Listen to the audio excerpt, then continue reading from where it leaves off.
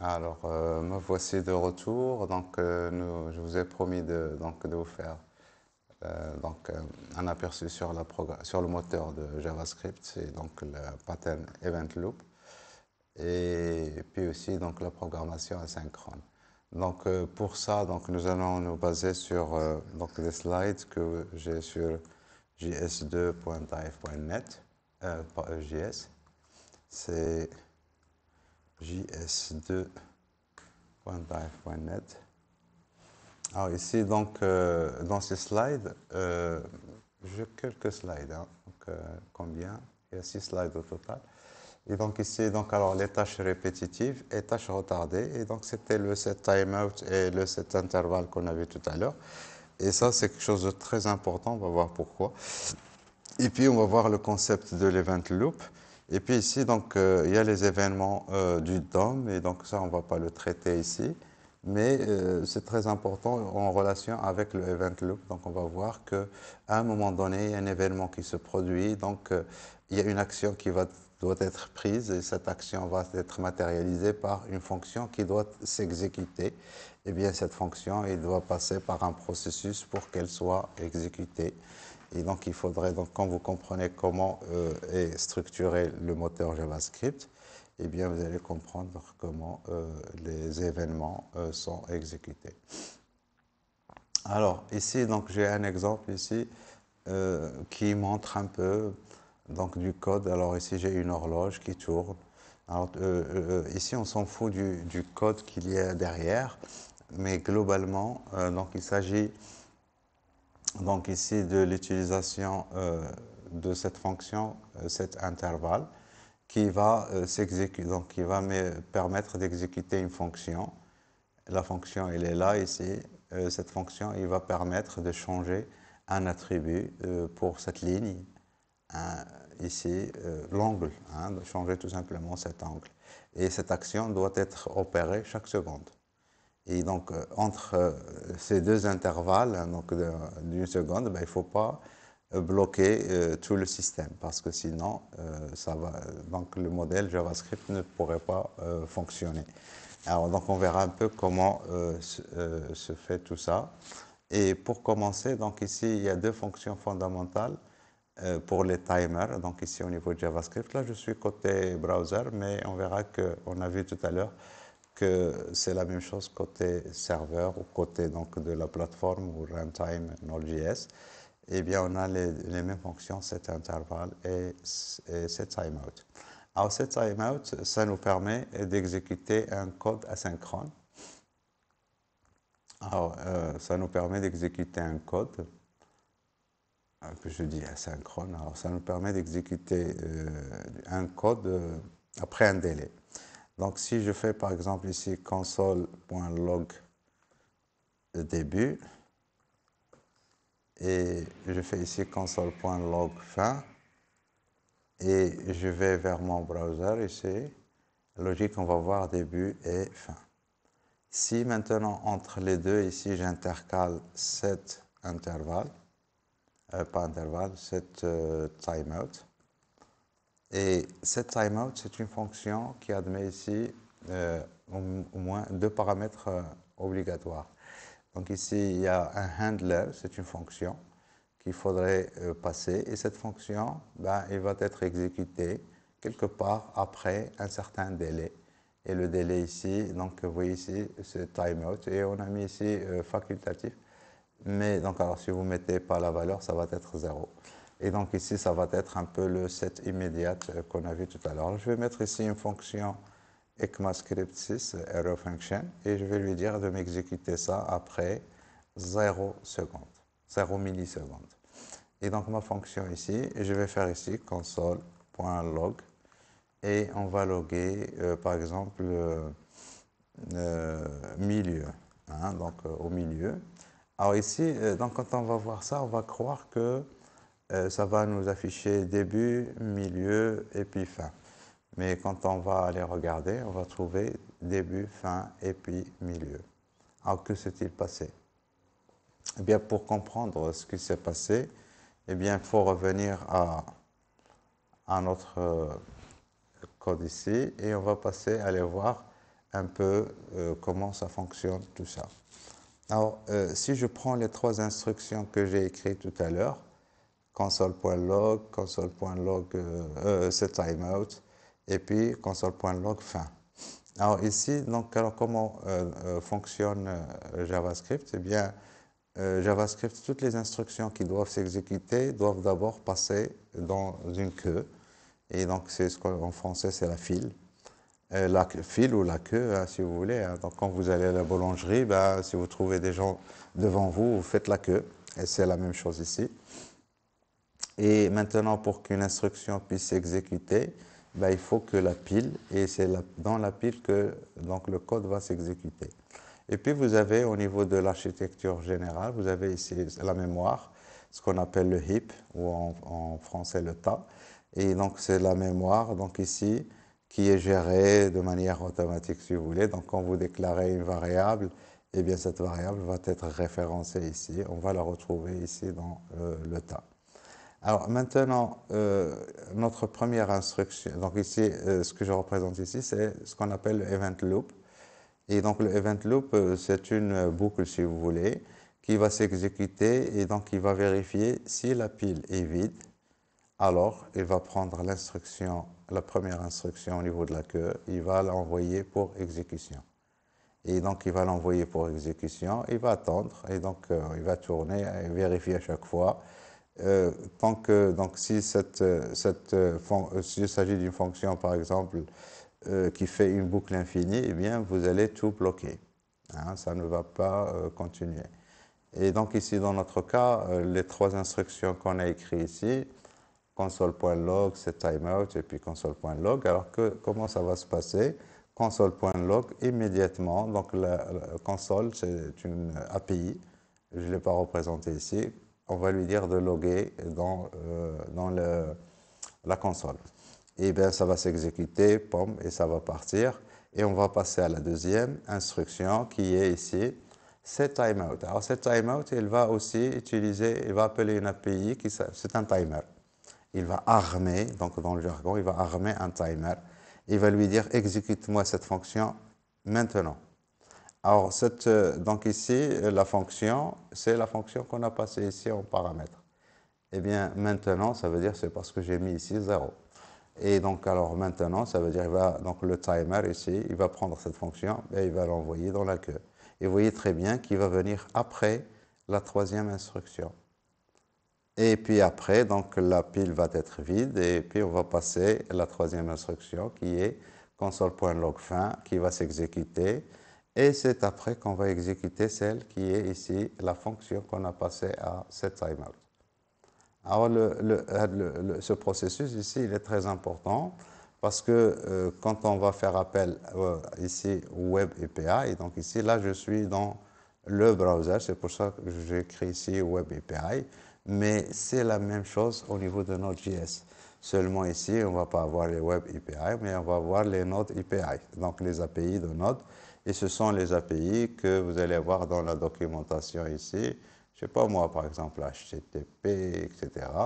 Et donc DNS, etc. Donc ce sont des fonctions que vous allez retrouver, ici dans les API.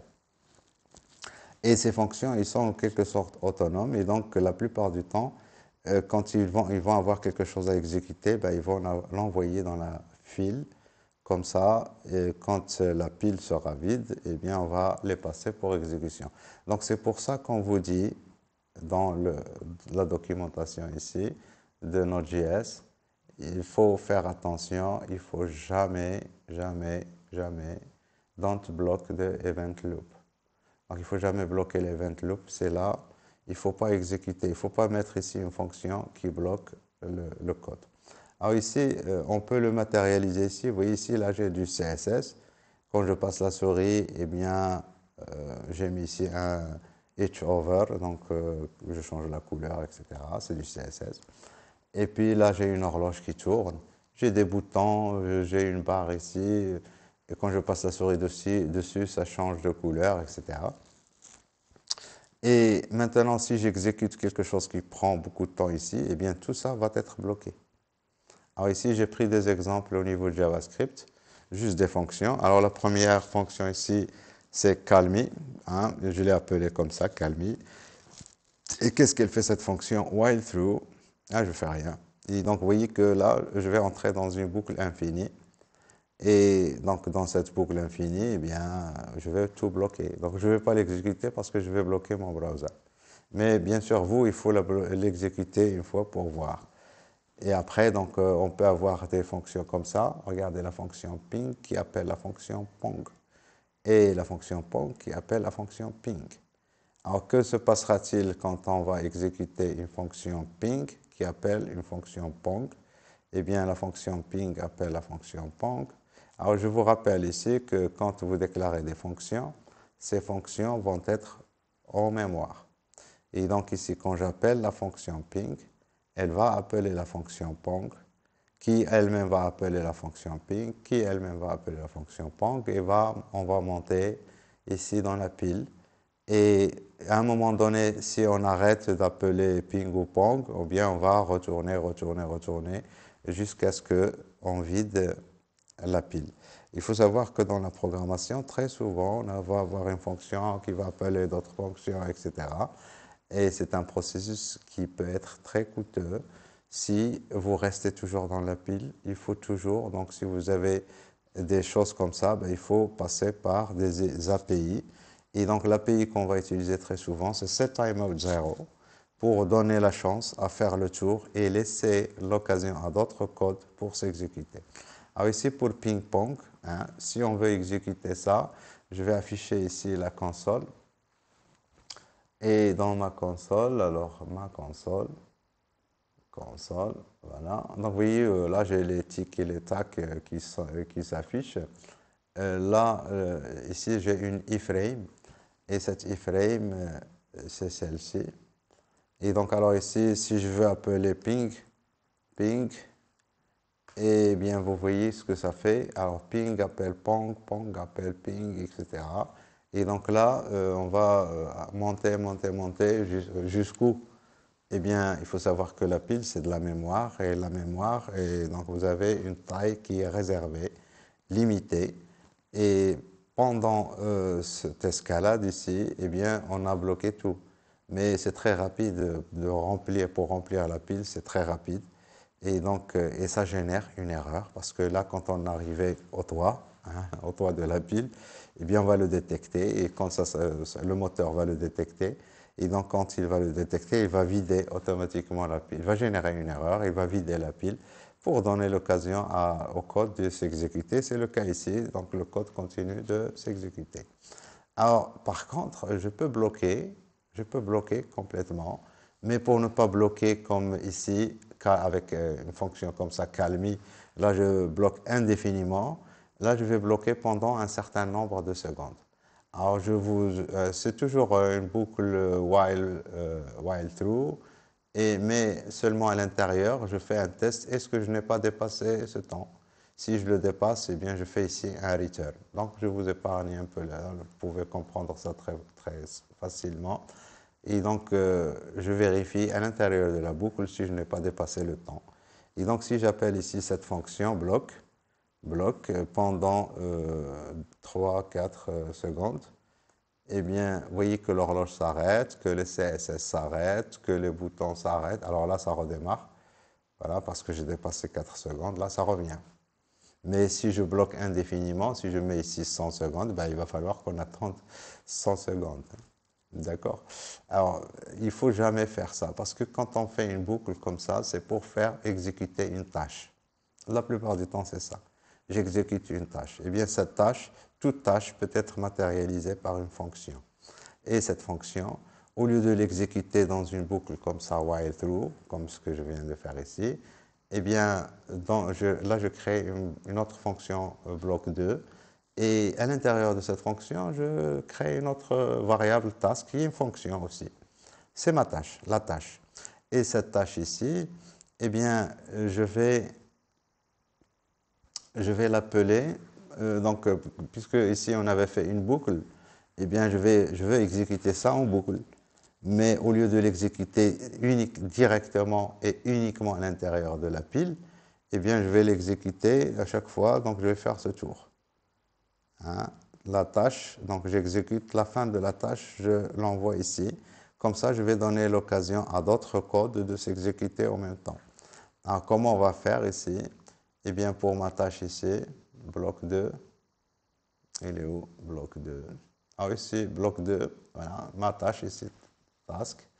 Eh bien, qu'est-ce que je fais ici? Regardez, si je n'ai pas dépassé le temps que je donne ici, tant que je n'ai pas dépassé le temps alloué à l'exécution de la tâche, eh bien, qu'est-ce que je fais? Je fais set timeout et j'appelle la tâche elle-même, task. Et cette tâche, je l'appelle après 0 millisecondes. Et donc, vous voyez que là, je suis en train de faire une boucle, mais cette boucle, elle va se faire comme ça, et non pas ici. Hein. Donc ici, je bloque complètement et tout le code qui est ici n'aura pas l'occasion de s'exécuter. Alors ici, pour entrer ici, tout le monde peut entrer. Donc toutes les API peuvent envoyer. Et donc moi, quand je fais ici cette timeout que je viens de faire ici, cette timeout, et j'envoie ma fonction ici, task, eh bien, peut-être qu'il y en a d'autres qui ont envoyé du code, par exemple ici l'horloge, le CSS, etc. Et donc, je ne vais pas bloquer du tout. Et donc, si on essaie maintenant bloc 2, cette nouvelle version, et là, je peux me permettre d'exécuter ça pendant 40 secondes. Et ça ne va rien bloquer. Vous voyez là que ça s'exécute. Et là, le CSS continue de fonctionner, etc. Et donc ici, s'il vous plaît, ça c'est ce qu'on vient de voir ici, don't block the event loop. Et donc ici, voilà, ça continue de fonctionner, CSS continue de fonctionner, l'horloge continue de fonctionner, mes slides continuent de fonctionner.